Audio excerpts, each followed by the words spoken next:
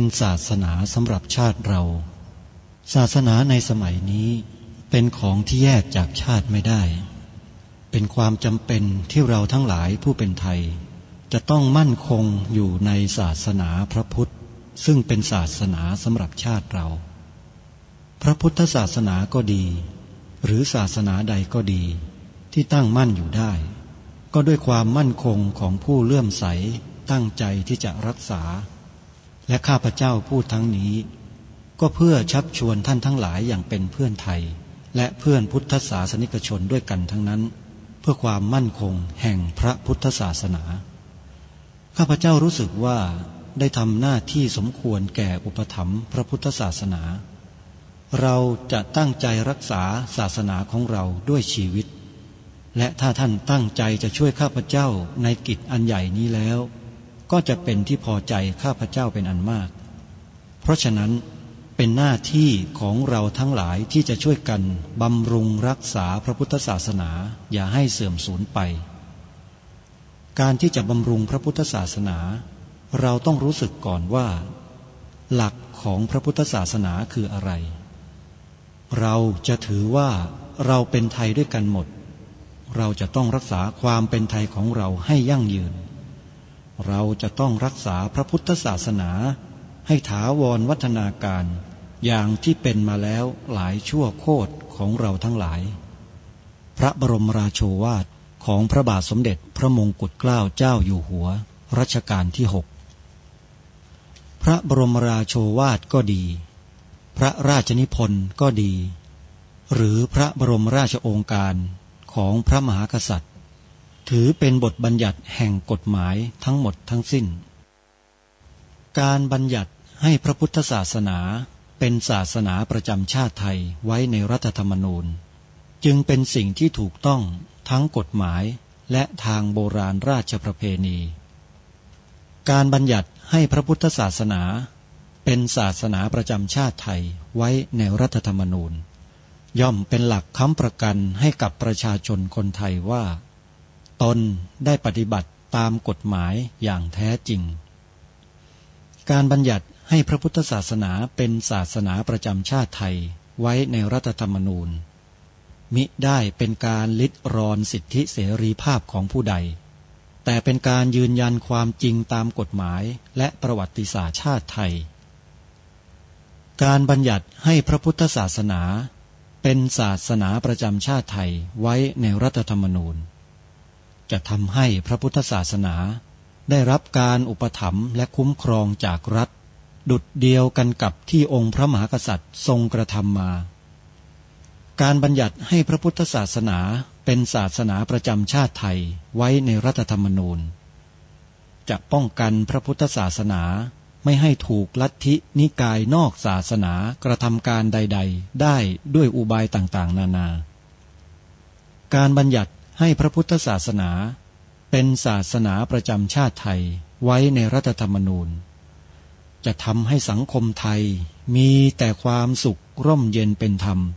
ทั้งต่อคนศาสนาอื่นและคนสัญชาติอื่นได้อย่างแท้จริงแต่ถ้าไม่บัญญัติให้พระพุทธศาสนาเป็นศาสนาประจำชาติไทยไว้ในรัฐธรรมนูญในอนาคตประเทศไทยจะต้องตกอยู่ในสถานะเดียวกันกับพื้นที่3 location ที่ชื่อว่าวิทยุพุทธศาสนาทั่วไทยโดยกระจายเสียงผ่านทางสถานีวิทยุกระจายเสียงพระพุทธศาสนาแห่งชาติวัดหนองกายอำเภอแม่แตงจังหวัดเชียงใหม่คลื่น FM 99.75 เมกะเฮิรตซ์วัดฝายหินคลื่น FM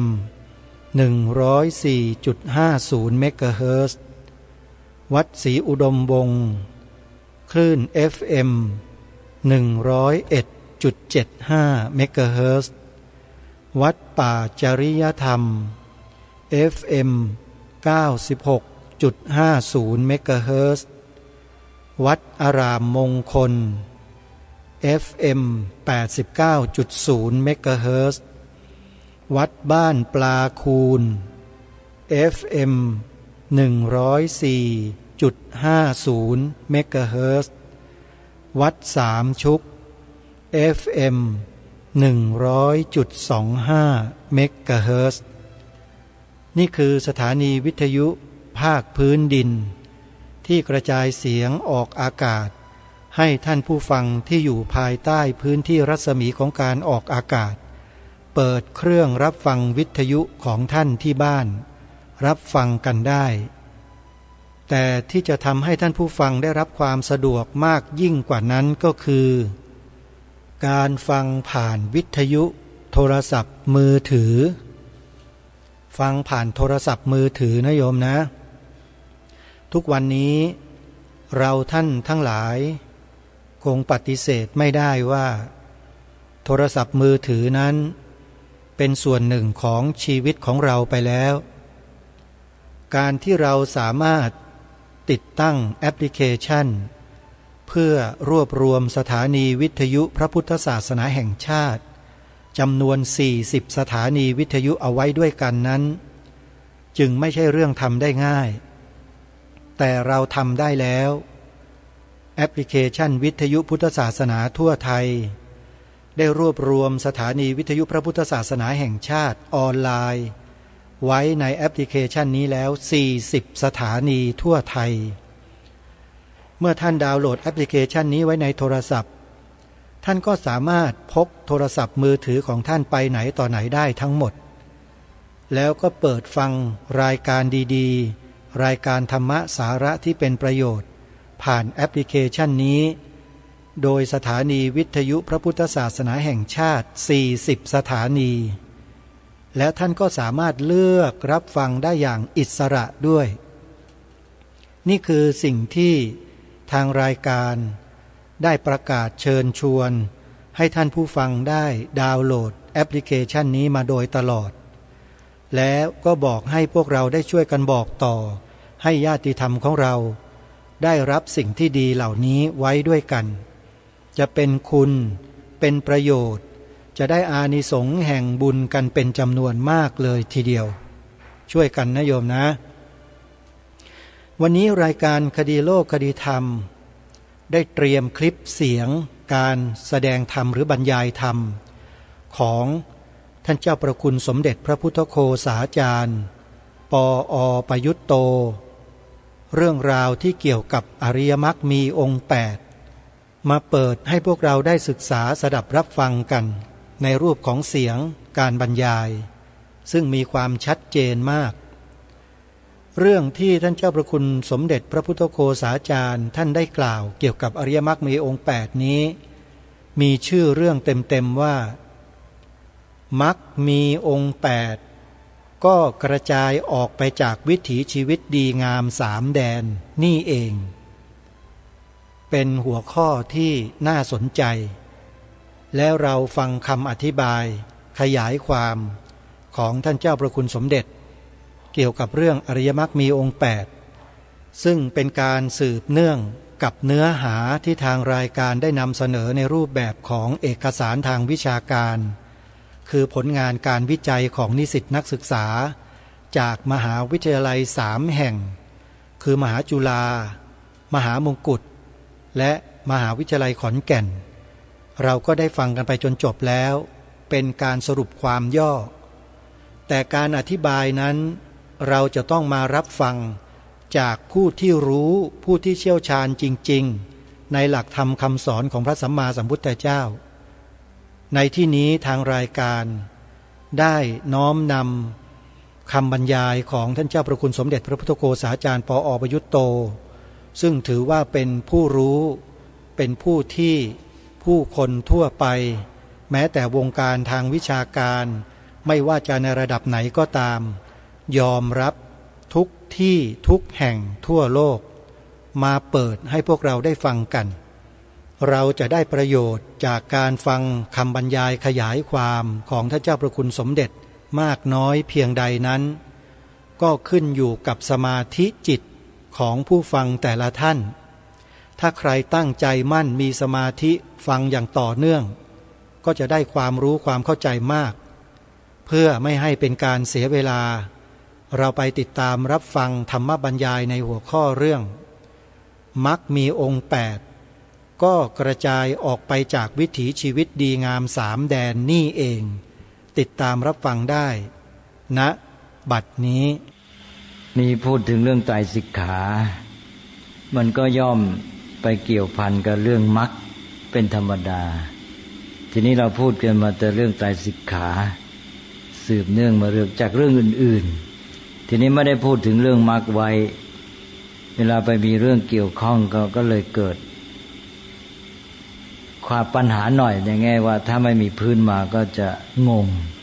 เพราะฉะนั้นวันนี้ก็เลยนึกว่าจำเป็นต้องพูดถึงเรื่องมรรคสักนิดหน่อยพอให้มีความรู้พื้นฐานที่จะมาโยงกันได้เท่านั้นนะคือยังไม่พูดละเอียดลึกซึ้งอะไรมรรคก็คือข้อปฏิบัติที่จะให้ถึงความดับทุกข์อันนี้แปลเป็นภาษาแบบประเพณีนะฮะแต่ที่จริงนั้นแปลว่าทางมรรคกับทางก็อย่างที่รู้กันอยู่แล้วคำว่ามรรคมรอหันคอก็ใช้ในภาษาไทยด้วยแปลว่าทางทีนี้ทางเนี่ยก็สำหรับสามัญก็หมายถึงทางเดินถนนอะไรพวกนี้นี่เอามาใช้กับเรื่องธรรมะก็หมายถึงทางดำเนินชีวิตหรือวิถีชีวิตเนี่ยทีนี้การที่จะดำเนินชีวิตก็พูดในแง่ของการปฏิบัตินั่นเองคือเรื่องของการที่จะปฏิบัติธรรมหรือเอาสิ่งที่ดีงามสิ่งที่ควรจะประพฤตินำมาปฏิบัติตามอันนี้เรื่องมาก็เลยเป็นเรื่องของข้อปฏิบัติแต่ว่าถ้าจะแปลให้ตรงก็แปลว่าทางก็คือทางดำเนินชีวิตที่จะนำไปสู่จุดหมายของพุทธศาสนาได้แก่นิพพานแล้วก็นิพพานนี้จะเรียกอย่างอื่นก็ได้จะเรียกว่าเป็นความหลุดพ้นเป็นสันติเป็นความสุขเป็นอิสรภาพก็แล้วแต่จะใช้ถ้อยคำแต่ก็รวมความก็คือว่ามรรคนี่เป็นทางดำเนินชีวิตที่จะให้ถึงจุดหมายนั้นอันนี้ถ้าพูดอีกคำหนึ่งก็อาจจะใช้คำว่าวิถีชีวิตก็ได้นี่ทางดำเนินชีวิตวิถีชีวิตที่นำไปสู่จุดหมายก็เป็นวิถีชีวิตที่ดีงามอันนี้ก็มาคู่กับสิกขาในแง่ที่ว่าเราต้องการจะมีชีวิตที่ดีงามดำเนินชีวิตให้ถูกต้องจะทำอย่างไรล่ะเราก็ต้องมีความรู้เราก็ต้องฝึกตัวเองเพราะว่ามนุษย์เรานี่จะทำอะไรเป็นต้องฝึกต้องเรียนรู้ทั้งนั้นดังนั้นก็เลยต้องมีสิกขามาเพื่อจะมาช่วยให้เรานี่สามารถดำเนินชีวิตที่ดีงามได้เพราะฉะนั้นสิกขากับมรรคนี่เท่ากับว่าต้องมาควบคู่กันไปด้วยกันคือว่าสิกขาก็เป็นการฝึกหรือการเรียนรู้ฝึกหัดพัฒนาตนฝึกตัวเองไว้อย่างไรก็จะดำเนินชีวิตได้อย่างนั้นนั้นสิกขาก็มาทำให้เรานี่ได้มีมรรคที่ถูกต้องก็เนื่องกันอย่างที่ว่านี้นะสิกขาเป็นการฝึกฝนพัฒนา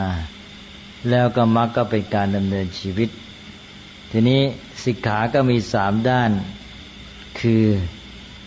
ฝึกในด้านพฤติกรรมแล้วก็ศีลด้านจิตใจมีสมาธิเป็นประธานแล้วก็ด้านปัญญาทีนี้พอมาดำเนินชีวิตบอกแล้วว่าฝึกอย่างไรได้อย่างนั้นเพราะนั้นก็ฝึกแล้วดำเนินชีวิตอย่างไรก็ดำเนินชีวิตก็คือว่าจะได้มีพฤติกรรมมีจิตใจแล้วก็มีปัญญาที่มันพัฒนาขึ้นมาแล้วก็ดำเนินไปได้ดีๆเพราะฉะนั้นสิกขา3มีศีลสมาธิปัญญาฉันใดมรรคก็แยกออกไปเป็น3เป็นศีลสมาธิปัญญาฉันนั้นก็ตรงกันอย่างที่บอกแล้วฝึกอย่างไรได้อย่างนั้นแต่ทีนี้ว่ามรรคที่ว่าแบ่งเป็นประเภท3ด้านคือศีลสมาธิปัญญาอย่างเงี้ย พระพุทธเจ้ายังย่อยออกไปอีกให้เห็นองค์ประกอบให้มันชัดขึ้นนะแยกย่อยลงไปจาก3ก็เลยกลายเป็น8เรียกว่าองค์ประกอบของมรรค8อย่างหรือเรียกง่ายๆว่าองค์8ของมรรคองค์8ของมรรคนี่ก็มี1สัมมาทิฏฐิแปลว่าความเห็นถูกต้องหรือความเห็นชอบคือความรู้ความเข้าใจความเชื่อความเห็นการยึดถือหลักการต่างๆที่ถูกต้องนี่เป็นข้อที่1เรียกว่าสัมมาทิฏฐิพอมีสัมมาทิฏฐิมีความเห็นความเข้าใจถูกต้องแล้วก็มีความคิดการตั้งจิตตั้งใจที่จะทำการต่างๆนี้สอดคล้องกับความเห็นความเชื่อนั้นความคิดความตั้งใจความดำริอันนี้ก็เรียกว่าสัมมาสังกัปปะแปลว่าความดำริชอบได้2ละ2อย่างนี้จะเห็นว่ามันเป็นเรื่องของความคิดความเข้าใจเพราะฉะนั้นเป็นเรื่องของปัญญาก็เป็นอันว่า2ข้อแรกนี้ได้เป็นหมวดที่1แล้วคือปัญญานี่ต่อไปจากความคิดก็จะออกมาสู่การกระทำการกระทำก็มาทางวาจาก็พูดคิดอย่างไรเข้าใจอย่างไรคิดแล้วก็พูดตามนั้นเมื่อมีความเข้าใจมีความเห็นถูกต้องคิดถูกต้องแล้วก็พูดถูกต้องไปตามการพูดถูกต้องนี้ก็เรียกว่าสัมมาวาจาแปลว่าเจรจาชอบหรือพูดชอบพูดถูกต้องนั่นเองทีนี้นอกจากพูดถูกต้องแล้วกระทำออกไปทางกายการแสดงออกทางกายก็เป็นการกระทำที่ถูกต้องด้วยการกระทำถูกต้องนี้ก็เรียกว่าสัมมากัมมันตะสัมมากัมมันตะว่าการกระทำที่ถูกต้องหรือการกระทำชอบโบราณก็แปลว่าการงานชอบเราแปลเป็นการกระทำชอบดีกว่าจะได้ไม่ไปสับสนกับเรื่องของการเลี้ยงชีพนี้ต่อไปก็การเลี้ยงชีพการประกอบอาชีพการงานที่เป็นกิจกรรมส่วนใหญ่ของชีวิตอันนี้ก็เป็นเรื่องสำคัญเหมือนกันก็จะต้องอาศัยความเชื่อความเข้าใจและก็การคิดที่ถูกต้องเมื่อเชื่อเห็นเข้าใจถูกต้องคิดถูกต้องก็จะประกอบการอาชีพที่ถูกต้องไปด้วยถ้าเห็นว่าการทำร้ายสัตว์อื่นมันดีไม่เสียหายอะไรการประกอบอาชีพเลี้ยงชีวิตก็เบียดเบียนสัตว์อื่นได้แต่ถ้าหากว่ามีความเห็นว่าการเบียดเบียนกันไม่ดีฆ่ากันไม่ดีอาชีพอะไรที่มันเป็นการทำร้ายคนอื่นเอาเปรียบคนอื่นเราก็จะพยายามหลีกเลี่ยงใช่ไหมก็สอดคล้องกันอย่างนี้เป็นต้นนี้สัมมาวาจาเจรจาชอบหรือพูดถูกต้องสัมมากัมมันตะกระทำการถูกต้องแล้วก็สัมมาชีวะเลี้ยงชีวิตถูกต้องนี้จัดเป็นหมวดศีลเป็นเรื่องเกี่ยวกับพฤติกรรมดังนั้นก็อยู่ในหมวดศีล3ข้อแล้วต่อไปก็ในการที่เราจะปฏิบัติให้ถูกต้องนำความรู้ความเข้าใจมาสู่การปฏิบัติต้องมีด้านจิตใจหนุนมีกำลังมีความเข้มแข็งมีความเพียรพยายามมีจิตใจที่เหมาะกับการใช้งานมาหนุนหรือว่ามีตัวการคอยมีสติคอยระลึกถึงสิ่งที่ทำมันก็ทำให้ทำการนั้นได้ผลดีเพราะนั้นด้านจิตใจก็ต้องมาหนุนด้วยก็เลยตามด้วยด้านจิตอีก3ข้อ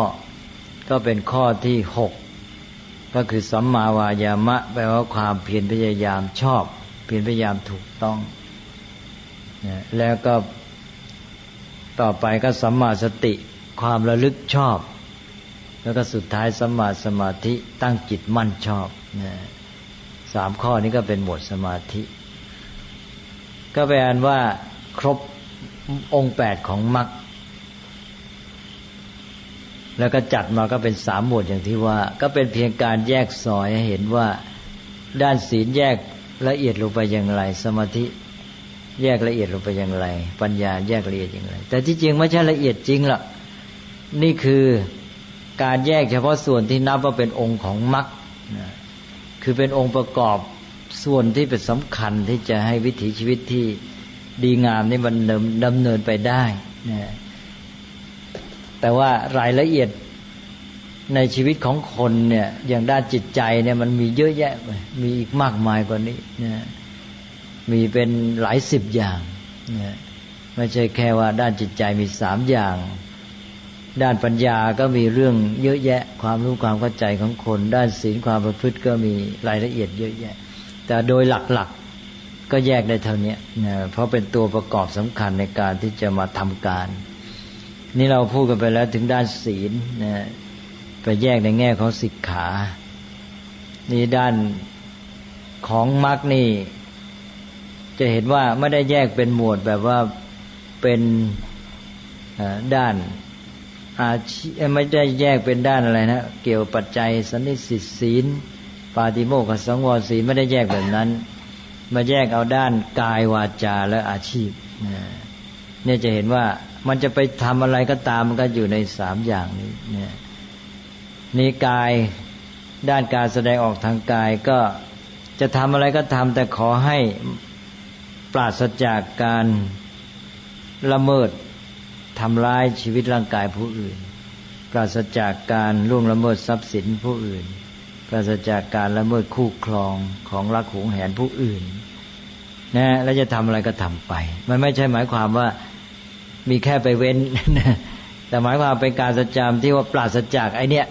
เป็นอันว่าใช้ได้เนี่ยในวาจาก็พูดเนี่ยพูดอย่าให้มันเป็นวาจาเท็จนี่อย่างแคบที่สุด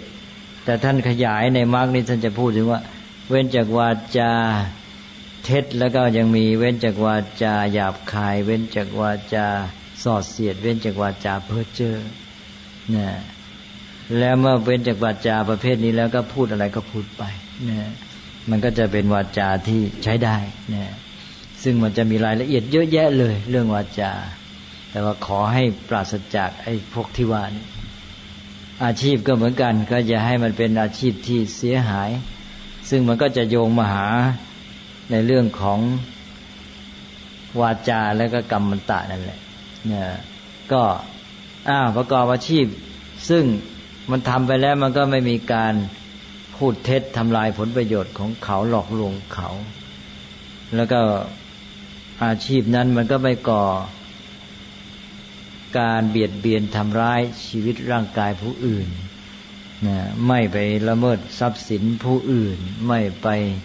ละเมิดคู่ครองอะไรเขาใช่ไหมอาชีพประเภทนี้โดยหลักการก็ใช้ได้แต่ว่ามันก็จะมีข้อกำหนดในสังคมขึ้นมาอีกว่ามีอาชีพอะไรที่เสียหายที่ไม่ยอมรับในสังคม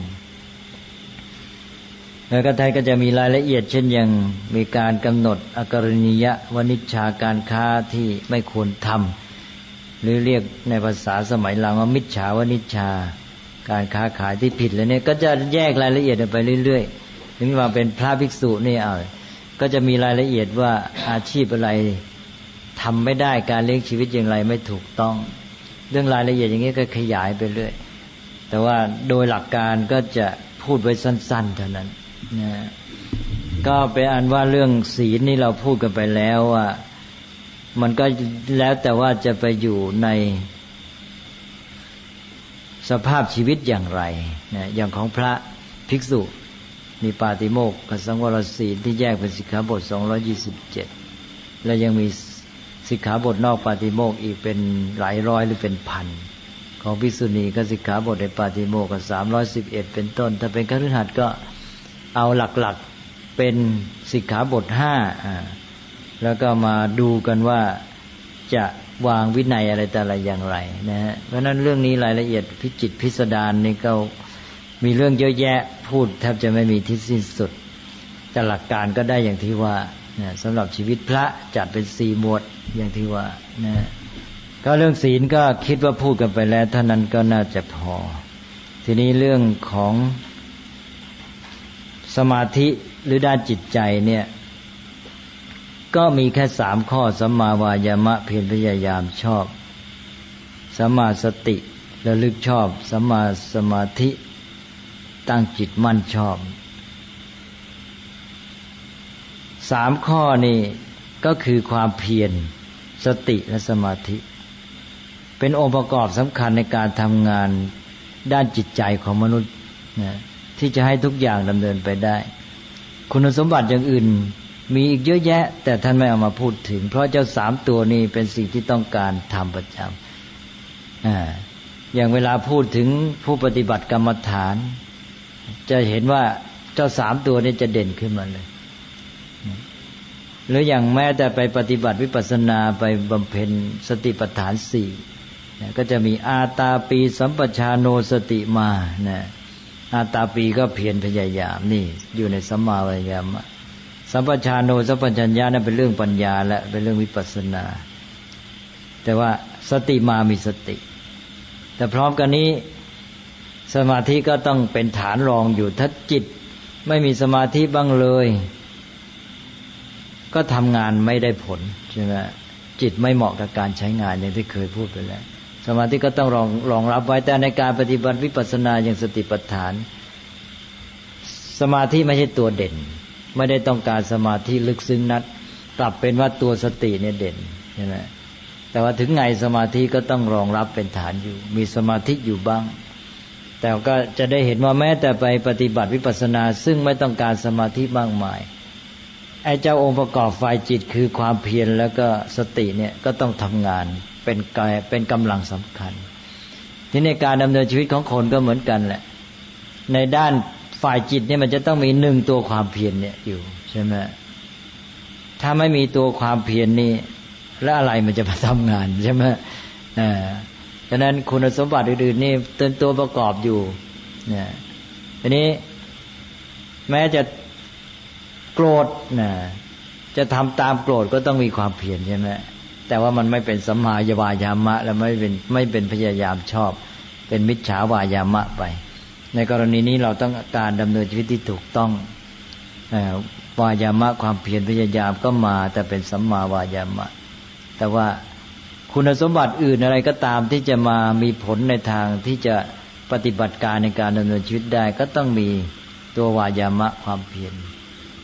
ต้องมีสติคอยกำกับคอยเรียกมาคอยจะให้เอาใจใส่กับไอ้เจ้าตัวนี้คุณสมบัตินี้จะพัฒนามันขึ้นมาหรือจะใช้งานมันก็ตามก็ต้องมีสติเท่านั้นและสมาธิก็เป็นฐานรองรับอย่างที่เคยพูดไปแล้วเพราะจะทำให้คุณสมบัติเหล่านั้นตั้งอยู่ได้เจริญงอกงามได้ไม่งั้นหล่นละเนระนาดหายหมดนั่นก็เลยเนี่ย3ตัวเนี่ยฝ่ายจิตมันก็มีสัมมาวายามะสัมมาสติสัมมาสมาธิเป็นองค์ประกอบในด้านการทำงานที่จะให้การดำเนินชีวิตที่ดีงามนี่เป็นไปได้อันนั้นก็โยงมาหาเรื่องคุณสมบัติสำคัญในด้านจิตว่าเนี่ยมี3ประการนะที่เป็นหลักส่วนด้านปัญญานั้นก็มุ่งที่ว่าตัวสัมมาทิฏฐินี้จะเป็นตัวฐานรองรับหมดปัญญาความรู้ความเข้าใจต่างๆมันก็มีอยู่ที่ว่ามันเข้าใจถูกหรือเข้าใจผิดใช่ไหมถ้าจะเข้าใจถูกหรือเข้าใจผิดเห็นถูกเห็นผิดเชื่อถูกเชื่อผิดยึดถือหลักการถูกหรือผิดมันอยู่แค่นี้เป็นฐานตั้งหมดเลยถ้าฐานผิดกับผิดไปตลอดกระบวนเลยถ้าถูกก็ไปถูกตลอดกระบวนเพราะฉะนั้นตัวปัญญาก็มาจับเอาตัวสำคัญที่จะเป็นฐานในการดำเนินชีวิตก็ตัวทิฏฐิเนี่ยถูกหรือผิดแล้วต่อจากนั้นก็ไอ้ที่มันจะออกไปสู่การดำเนินชีวิตมันก็ต้องมีความคิดสิใช่ไหมมีความคิดมันจึงจะออกปฏิบัติการได้ก็ต้องต่อจากความรู้เข้าใจเชื่อความเห็นยึดถือหลักการก็มาสู่ความคิดความดำริแล้วก็ไปต่อเชื่อมกับการดำเนินชีวิตด้านพฤติกรรมด้านจิตใจมาช่วยหนุนอย่างที่ว่าก็นี่เป็นด้านของมรรคอย่างที่บอกไปแล้วว่ามรรคนี้เป็นด้านดำเนินชีวิตของคนซึ่งว่าไปตาม ธรรมชาติเมื่อคุณสมบัติอย่างนี้มีแล้วมันดำเนินไปตามกระบวนการของมันเพราะนั้นพระพุทธเจ้าก็ต้องตรัสสัมมาทิฏฐิเป็นตัวต้นซึ่งเป็นด้านปัญญาว่าเชื่อคิดเห็นเข้าใจอย่างไรก็จะดำเนินชีวิตไปตามนั้นนั้นฝ่ายมรรคนี่จึงเริ่มด้วยฝ่ายปัญญาก่อนใช่ไหมรู้อย่างไรเข้าใจอย่างไรทำไปตามนั้นและได้ในขอบเขตเท่านั้นด้วยนะปัญญาตัวมีเท่าไหร่ก็อยู่ในขอบเขตแค่นั้นเมื่อปัญญาพัฒนาขยายไปก็เปิดกว้างออกไปไกลออกไปลึกซึ้งลงไปนะส่วนฝ่ายสิกขานี่เพราะเป็นการฝึกตั้งใจจะมาฝึกมาพัฒนาชีวิตก็มาเริ่มที่ส่วนที่จับง่าย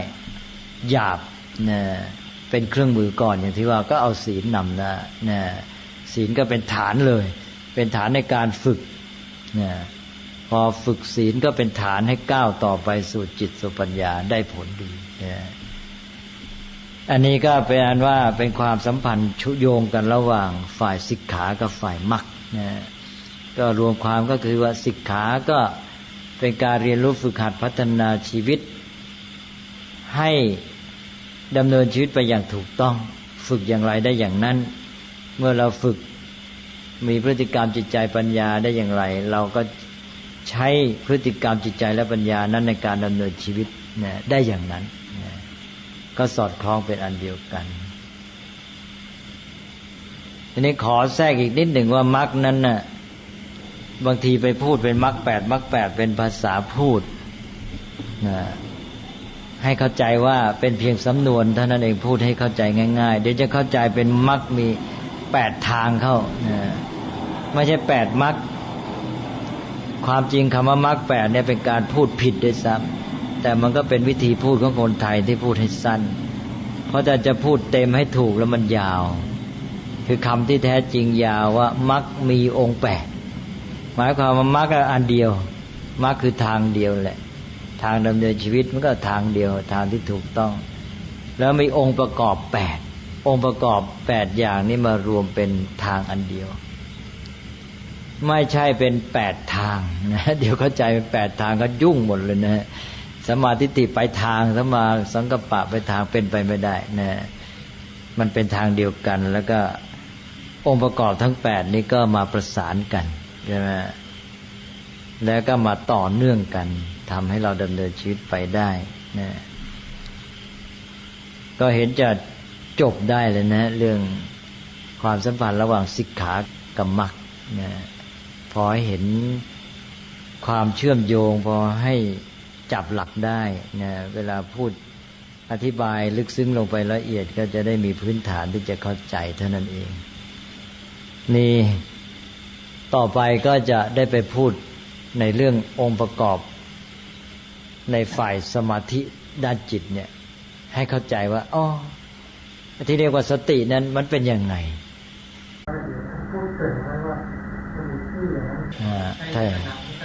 ถ้าอย่างนั้นก็จะพูดซะอีกทีพูดถึงเรื่องเนี่ยองค์ประกอบเหล่านี้ที่มันมาสัมพันธ์กันทำงานกันอย่างไรรวมทั้งความหมายของแต่ละอย่างด้วยนะแล้วเราวันนี้ก็คิดว่าเอาเท่านี้ก่อนนะสั้นท่านผู้ฟังทุกท่านที่จบไปนั้นเป็นธรรมบรรยายของท่านเจ้าประคุณสมเด็จพระพุทธโฆษาจารย์ปอ.ประยุตโตที่ท่านได้พูดถึงมรรคมีองค์8นะฮะมรรคมีองค์8ซึ่งเป็นหนทางหนึ่งเดียวที่มีองค์ประกอบ8อย่างมีสัมมาทิฏฐิเป็นต้นแล้วก็มีสัมมาสมาธิเป็นที่สุดในการอธิบายครั้งนี้ท่านเจ้าประคุณสมเด็จได้อธิบายถึงองค์มรรคที่เกี่ยวข้องกับกายและวาจาในส่วนของใจนั้นท่านจะกล่าวในช่วงต่อไปซึ่งถ้าหากว่าทางรายการได้มีข้อมูลพร้อมก็จะนำมาเปิดให้ฟังอย่างต่อเนื่องซึ่งคอยติดตามรับฟังกันว่าการทำงานสัมพันธ์กันระหว่างมรรคทั้ง8ไม่ว่าจะเป็นในส่วนของศีล ของสมาธิของปัญญาที่ท่านเจ้าพระคุณสมเด็จจะกล่าวต่อไปนั้นมีความสัมพันธ์เกี่ยวเนื่องกันในลักษณะเช่นไรและสามารถที่จะผูกโยงเข้ามาเป็นสิ่งเดียวกันที่เรียกว่ามรรคคือหนทางเดียวกันได้อย่างไรนี่คือสิ่งที่เราจะต้องศึกษาเรียนรู้กันทำความเข้าใจกันให้ถูกต้องโดยเรามีข้อมูลที่ผู้รู้ท่านได้ทำการอธิบายขยายความชี้แจงแสดงให้แก่พวกเราได้ฟังกันไว้ถึงแม้ว่าจะเป็นรูปเทปคาสเซ็ตเป็นไฟล์เสียงเป็นคลิปวิดีโอก็ตามก็ถือว่ามีประโยชน์เหมือนกันกับเราฟังท่านสดๆฟังต่อหน้าท่านเหมือนกันเลยสิ่งสำคัญไม่ได้อยู่ที่ว่าเราจะอยู่ในสถานที่ใดฟังเมื่อไรสิ่งสำคัญคือฟังแล้วเรามีความเข้าใจหรือไม่ปัญหาของการฟังธรรมมันอยู่ตรงนี้ฟังแล้วเข้าใจกับฟังแล้วไม่เข้าใจตรงนี้ต่างหากที่เราจะต้องแก้ไขและการแก้ไขก็คือต้องแก้ที่ตัวเร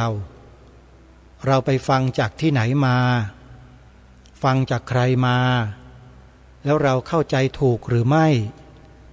เมื่อเข้าใจถูกแล้วผลลัพธ์ที่ได้ออกมานั้นจะเป็นไปตามที่องค์สมเด็จพระสัมมาสัมพุทธเจ้าตรัสรับรองไว้หรือไม่อันนี้ก็ต้องขึ้นอยู่กับความรู้ความเข้าใจและการประเมินความรู้ของเราด้วยตัวของเราเองนะฮะอันนี้ไม่มีใครที่จะรู้ดีกว่าเราเพราะว่าสภาวะธรรมเหล่านี้เนี่ยจะมาปรากฏเฉพาะบุคคลเท่านั้นไม่ได้ปรากฏโดยทั่วไปเพราะธรรมะขององค์สมเด็จพระสัมมาสัมพุทธเจ้านั้นเป็นปัจจัตตังเวทิตัพโพวินยูหิผู้รู้ย่อมรู้ได้เฉพาะตนเท่านั้นบอกให้ผู้อื่นรู้ไม่ได้แต่แนะนำวิธีการที่ทำให้เกิดความรู้นั้นได้เช่นแนะนำอริยมรรคมีองค์8เหมือนอย่างที่ท่านเจ้าพระคุณสมเด็จพระพุทธโฆษาจารย์ปอประยุตโตท่านแนะนำพวกเรานี่แหละทีนี้เราจะรู้เข้าใจหรือไม่ก็อยู่ที่ตัวปัญญาของเราว่าเรานั้นมีปัญญาพอที่จะคบคิดพิจารณาให้ตรงถูกตามสภาวะตามความเป็นจริงได้มากน้อยเพียงใดหรือไม่ปัญญาเหล่านั้นเราได้สร้างสมมาเพียงพอแล้วหรือยังอันนี้มันก็หนีไม่พ้นเรื่องของการบำเพ็ญการกระทำการสร้างสมมุติว่าชาตินี้เรายังมีปัญญาไม่พอการฟังครั้งนี้การอ่านครั้งต่อไปการศึกษาพิจารณาปฏิบัติภาวนาต่อไปมันก็จะเป็นการสั่งสมตัวปัญญาของเราไปเรื่อยๆเพิ่มขึ้นเรื่อยๆเติมให้เต็มบริบูรณ์ได้เรื่อยๆเพราะฉะนั้นความหมั่นเพียรพยายามในการปฏิบัติให้ถูกต้องตรงตามอริยมรรคมีองค์8หรือตามหลักไตรสิกขาที่เป็นการสรุปย่อความลงมาก็คือศีลสมาธิปัญญานั้นจึงเป็นหนทางเดียวเท่านั้นที่จะนำไปสู่ความหลุดพ้นจากการเวียนว่ายตายเกิดของสิ่งมีชีวิตทั้งหลายในจักรวาลทั้งหมดเลยยกเว้นฝ่ายมิจฉาทิฏฐิหรือในปัจจุบันเขาเรียกว่าฝ่ายมืดส่วนฝ่ายแสงนั้นนะฝ่ายแสงเขาก็ดำเนินการตามที่องค์สมเด็จพระสัมมาสัมพุทธเจ้าของเราตรัสรู้ส่วนฝ่ายแสงก็ฟังแล้วเกิดความรู้ความเข้าใจในสิ่งนี้ง่ายถ้าพูดฝ่ายมืดกับฝ่ายแสงนี่ก็เดี๋ยวญาติโยมจะคิดไปกันใหญ่จะมองออกไปไกลตัวอีกไม่ต้องไปนะโยมนะอยู่แค่ตรงนี้ก่อนเอาละญาติโยมสาธุชนวันนี้ เวลาของรายการก็หมดลงแล้วพบกับรายการได้ใหม่ในวันพรุ่งนี้ส่วนจะค้นพบเนื้อหาการอธิบายของท่านเจ้าประคุณสมเด็จพระพุทธโฆษาจารย์ต่อเนื่องจากนี้ได้หรือไม่นั้นก็รอวันพรุ่งนี้มาติดตามรับฟังกันสำหรับวันนี้ขอยุติรายการไว้แต่เพียงเท่านี้พบกับรายการได้ใหม่ในวันพรุ่งนี้ขอความสุขความสวัสดีในธรรมแห่งองค์สมเด็จพระบรมศาสดาสัมมาสัมพุทธเจ้าจงปรากฏเกิดมีขึ้นในจิตใจของท่านผู้ฟังทุกท่านทุกคนเทินขอเจริญพร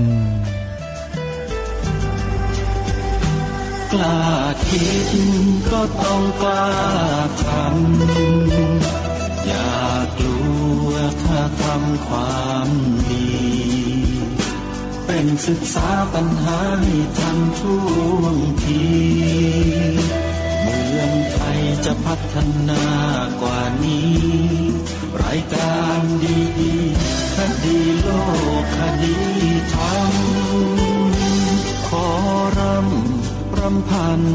บรรยายความคิดเครื่องหมายแห่งสีทั้งสามงามถนัด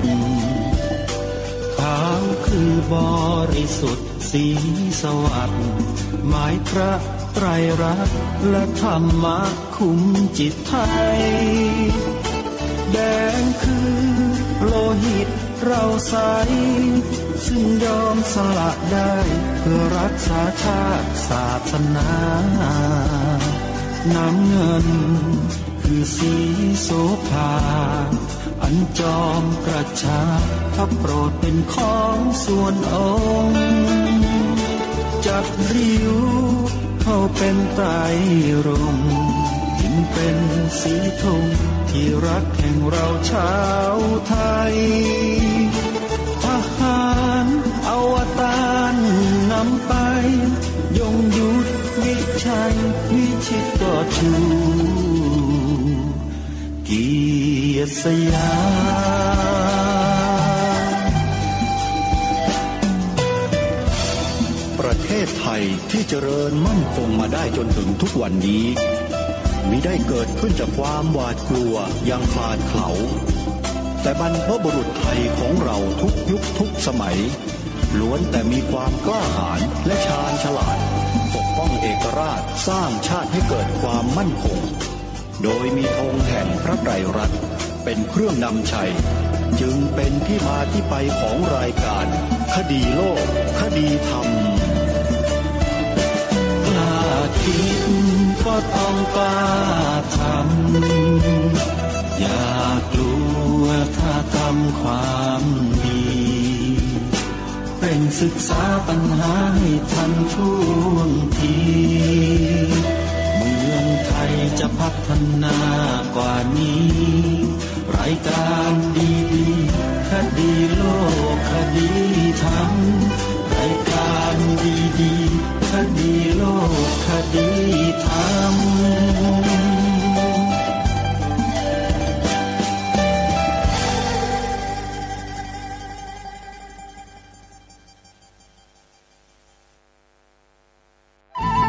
ที่จบไปแล้วนั้นเป็นรายการคดีโลกคดีธรรมดำเนินรายการโดยพระครูปลัดณรงค์ฤทธิ์ข่าวสารประการประชาสัมพันธ์ประกาศเชิญชวนร่วมพิธีแสดงมุทิตาจิตฉลองปริญญาบัตรพุทธศาสตร์ดุษฎีบัณฑิตสาขาวิชาพระพุทธศาสนารุ่นที่ 18/10 กับพระครูปลัดกิติพงศ์กิติโสพโนด็อกเตอร์เลขานุการเจ้าคณะตำบลสันทรายน้อยถึงตำบลสันพเนตรผู้ช่วยเจ้าอาวาสวัดสันขยอมตำบลสันทรายน้อยอำเภอสันทรายจังหวัดเชียงใหม่จัดงานมุทิตาวันเสาร์ที่19และวันอาทิตย์ที่20สิงหาคม2566ก็เชิญชวนศรัทธาสาธุชนศิษยานุศิษย์ร่วมมุทิตาจิตร่วมเป็นเจ้าภาพสังฆทานเป็นเจ้าภาพโรงทานก็ติดต่อสอบถามรายละเอียดเพื่อร่วมทำบุญได้ที่0962629694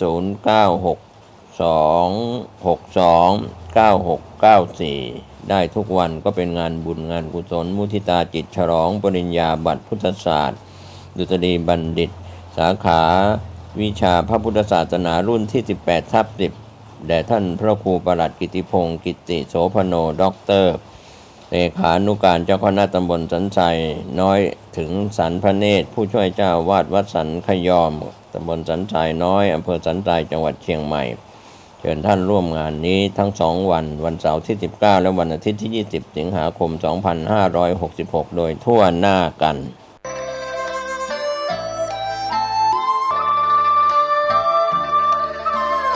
ขอเชิญร่วมบูรณะปิดทองพระเจ้าตาเขียวและบูรณะปฏิสังขรณ์พระธาตุเจดีย์มงคลธรรมณวัดบ้านเหล่าพระเจ้าตาเขียวตำบลบ้านเรือนอำเภอป่าซางจังหวัดลำพูนได้รับเมตตาธรรมจากพระธรรมเสนาบดีรองเจ้าคณะภาค7เจ้าวาดวัดพระธาตุดอยสุเทพราชวรวิหารเป็นประธานที่ปรึกษาโครงการมีพระเทพรัตนนายกเจ้าคณะจังหวัดลำพูนเจ้าวาดวัดพระธาตุธริพุนชัยวรมหาวิหารประธานโครงการบูรณะโดยมีพระครูภาวนาโสภิตฝ่ายวิปัสสนาผู้ช่วยศาสตราจารย์ด็อกเตอร์เจ้าวาดวัดบ้านเหล่าพระเจ้าตาเขียวรองประธานโครงการบูรณะท่านที่จะร่วมบุญบูรณะได้ที่บัญชีวัดบ้านเหล่าพระเจ้าตาเขียวธนาคารธกส.เลขที่บัญชี020188714 ติดต่อสอบถามร่วมทำบุญได้ที่พระครูภาวนาโสภิตเจ้าอาวาสวัดบ้านเหล่าพระเจ้าตาเขียวโทรศัพท์0969525159ได้ทุกวันนะครับก็เป็นส่วนที่จะได้ร่วมบุญร่วมกุศลในการบูรณะปิดทองพระเจ้าตาเขียวและบูรณะปฏิสังขรณ์พระธาตุเจดีย์มงคลธรรมของวัดบ้านเหล่าพระเจ้าตาเขียวตำบลบ้านเรือนอำเภอป่าซางจังหวัดลำพูนเชิญท่านร่วมบุญร่วมกุศลเดินทางไปที่วัดหรือทำบุญทางออนไลน์ผ่านธนาคารธกส.ได้ก็อนุโมทนาสาธุกับท่านที่จะได้บูรณะปฏิสังขรณ์พระธาตุเจดีย์และพระเจ้าตาเขียวได้บุญได้กุศลโดยทั่วหน้ากัน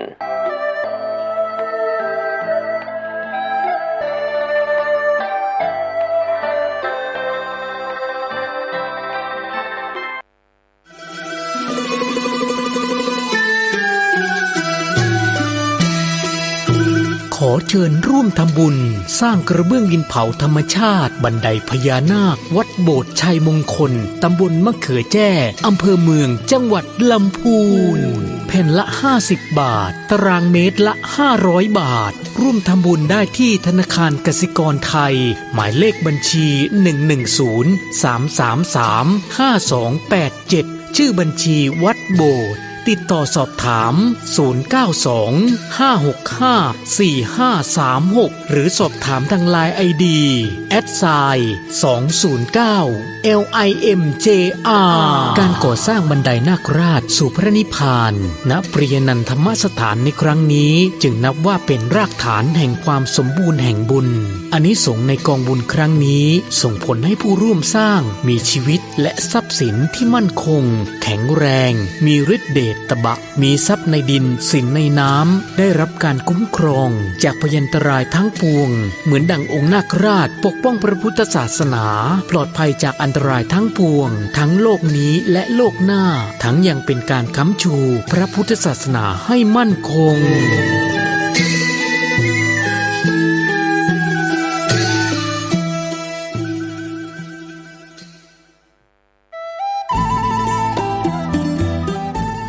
ข่าวสารเพื่อการประชาสัมพันธ์ก็มีความสนใจที่จะจัดทำหนังสือชุดความรู้เรื่องพระพรหมมงคลฝ่ายวิ